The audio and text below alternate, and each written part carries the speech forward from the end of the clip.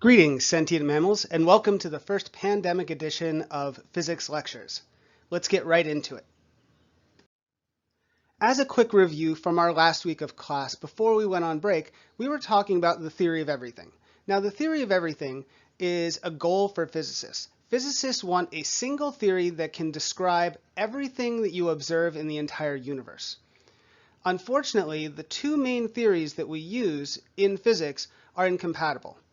On the one side, you have quantum mechanics. Quantum mechanics deals with very tiny particles. We spent a lot of weeks in class talking about this. It deals with probabilities, deals with waves and particles and wave-particle duality, and how energy is transferred back and forth in those waves and particles.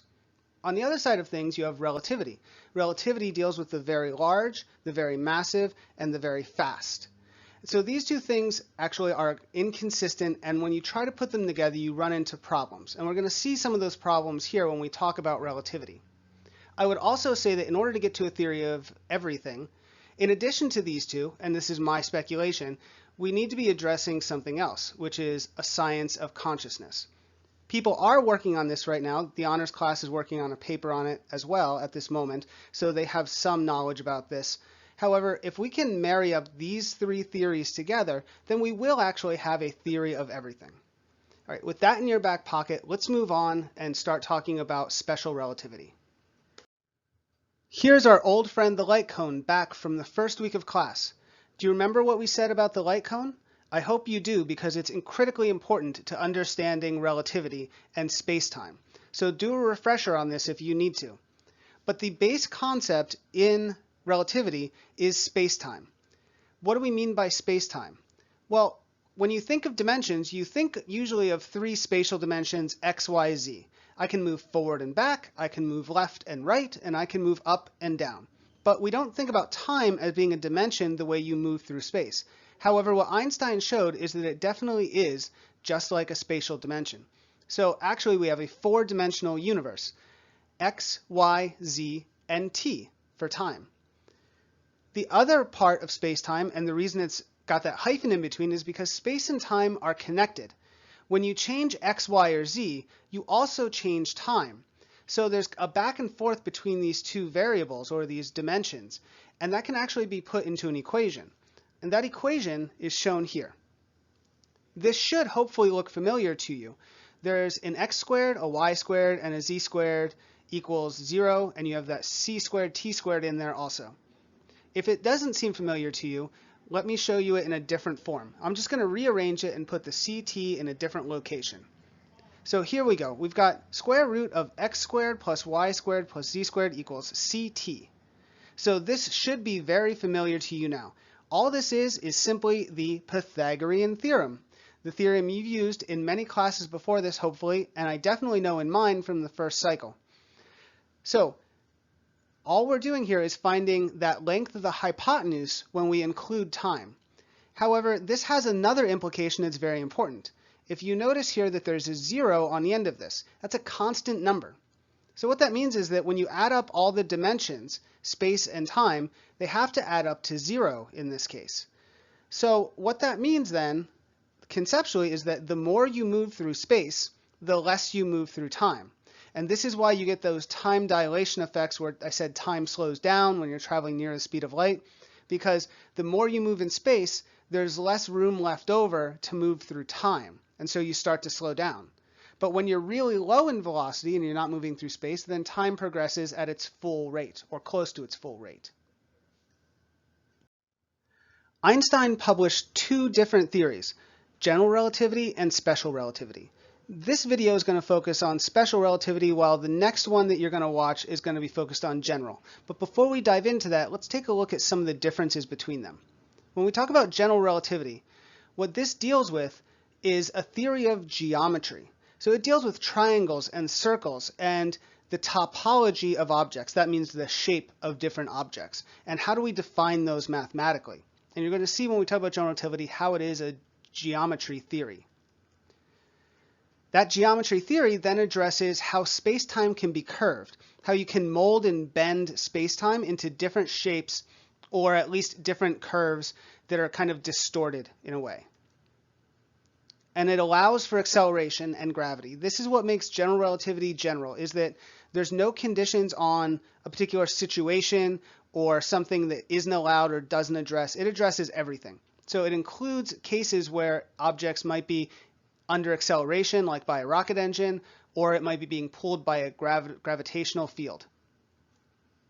Special relativity, on the other hand, explains the relationship between space and time, but it doesn't really talk about space-time curvature. It sets the cosmic speed limit to the speed of light, and it talks about what the implications of having a cosmic speed limit are. And finally, it only works when it's constant velocity. So if there's acceleration, meaning its velocity is changing, then the theory doesn't apply anymore, it doesn't work, and we need to use general relativity. But as long as we're traveling at a constant velocity, not changing our speed, then we can use special relativity. I'm going to give you a new vocabulary term, frame of reference. To understand what this is and how it relates to relativity, we first have to think back to our first cycle of physics. And I'm sorry to those that didn't have the first cycle with us, but hopefully this quick primer will get you caught up to speed. All motion in the universe is relative. What does that mean? That means that no object in the universe is truly stationary. There's nothing we can point at and say, that thing right there is not moving at all. It is totally stopped. Because what would that be? How would you define? Is it the center of the universe? Well, we already know the center of the universe is everywhere. We already know that space itself is expanding. So it's impossible to define an object that is not moving, and therefore it's impossible to define a speed unless it's relative to something else. On Earth, we just give a speed, but what we really mean is a car is going 60 miles an hour relative to the ground. The baseball is flying at 55 miles an hour relative to the ground. We just leave off the to the ground part, but there's always a relative to something. So whenever we're defining a velocity, we have to choose something to be stationary, otherwise the velocity means nothing. And so when you go between these different perspectives, the perspective of which stationary object you're defining as stationary is called your inertial frame of reference. And we could have multiple inertial frames of reference. Inertial like inertia, like we talked about in Newton's first law. So the law of inertia. So it's the frame of reference that's not moving, or rather it's the frame of reference we're defining as being stationary. But we could equally then move to a different perspective and define that as the inertial frame of reference. So we could change this from place to place, but it's the perspective of who's not moving. Einstein's special relativity is defined by two core postulates, and these two have to work together. They have to always be true. The first postulate is that the laws of physics are the same in all inertial frames of reference. So what that means is that I could set my inertial frame of reference to be myself on a planet, and then all the spaceships out in space are moving relative to me and the planet. But if I then shift my frame of reference to being on one of those spaceships, and then therefore the planets are moving and the things in space are moving around that spaceship, the laws of physics between making those two changes of perspective should always be the same. They have to be the same, because the laws of physics are the same everywhere in the universe. So simply by changing where I'm at or what I'm defining to be stationary doesn't change the laws of physics. The second postulate is that light must always travel at the velocity c in all inertial frames of reference. So the speed of light has to be the speed of light in all cases. When you watch light traveling, it has to always go at that speed, and it doesn't matter if I change my frame of reference. If you think about these two postulates, though, they feel like they're in contradiction with each other. And I'm going to show you why this is a problem in a moment and how relativity addresses the problem of how these can both be true at the same time. In the first cycle of physics, the whole topic was about classical mechanics. We spent a whole class talking about velocity, position, acceleration, and how gravity pulls things down toward the ground. But you don't need to have a physics class to understand how velocities add classically. It's actually a pretty intuitive, simple problem. And let me give you an example. Here's a boy riding a skateboard, and he's carrying a rather large baseball. As he's riding the skateboard forward, he throws the baseball out in front of him. We can figure out how fast that baseball is moving relative to the ground if we know how hard he throws with his pitch and how fast he's moving on the skateboard. So let's put some numbers to that. if the skater is moving at 10 miles an hour relative to the ground, now remember, you don't have to say relative to the ground in common everyday speech. You just drop that part because you mean relative to the ground. You just leave it off. The baseball is thrown at 20 miles per hour relative to the skater. That means that his pitch had a strength of 20 miles per hour. Pretty weak, but he's a little kid and he is riding a skateboard at the same time. So maybe it's a good trick for a small little boy to throw that off of the skateboard. All right, question is, what is the velocity of the baseball relative to the ground after he throws the pitch? Well, this is an easy one. He's traveling at 10 miles an hour. The baseball gets thrown at 20. So the answer is 30 miles an hour. You just add them together. Simple, simple, simple. However, the postulates that Einstein put together contradict this idea that you can simply just add velocities. So now let's look at a more complex example. Relativistic velocity addition is much more complicated than classical addition. To see why, let's take a look at the case of two spaceships heading directly towards each other. One is moving at 0.7 c, that's 70% the speed of light, and the other one is moving at 0.9 c, 90% the speed of light.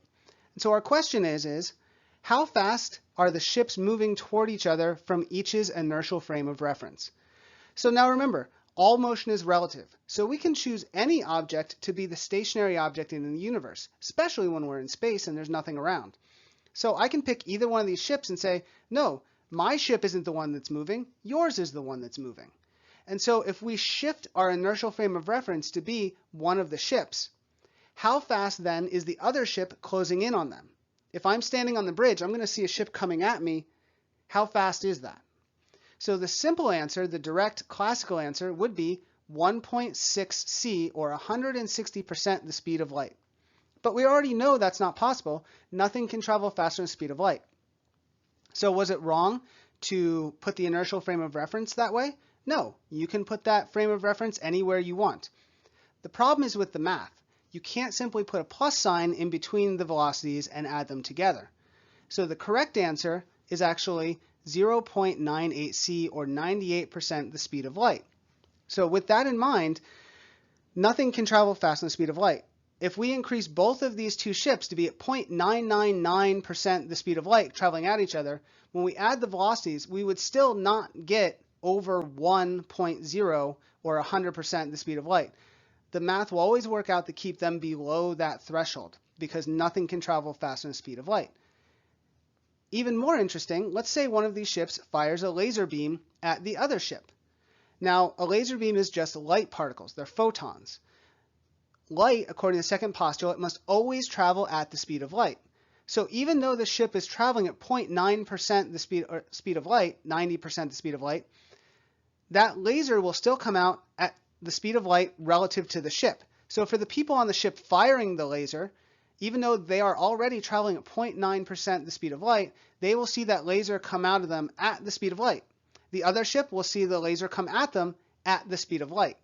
And all of this works out to make sure that nothing travels faster than the speed of light and that light does travel exactly at 1.0 c.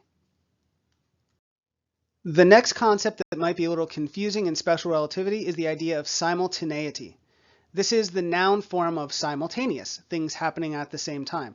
And what relativity says is that events that happen at the same time in one frame of reference may happen at two different times in another frame of reference. So a classic example here in this illustration is a train or a bus traveling between two trees or on train tracks, and lightning strikes in the front and back. To someone standing on the grass, they would see the lightning strike at the exact same time. But for the person on the bus, they would see the lightning in front of them strike first and the lightning behind them strike afterward. Now, let's look at some examples of how this works in more detail. I'm not going to be the one to give those examples, however. I'm going to have you watch these two videos up here, and please watch them in order. The train example first, and then the barn example. You can also click on the links down in the description below to look at these videos. Once you're done with that, come on back over this video and we'll continue. Those two example videos show just how crazy things get when you start traveling near the speed of light. There's some other things that we need to consider that traveling at the speed of light causes, or near the speed of light.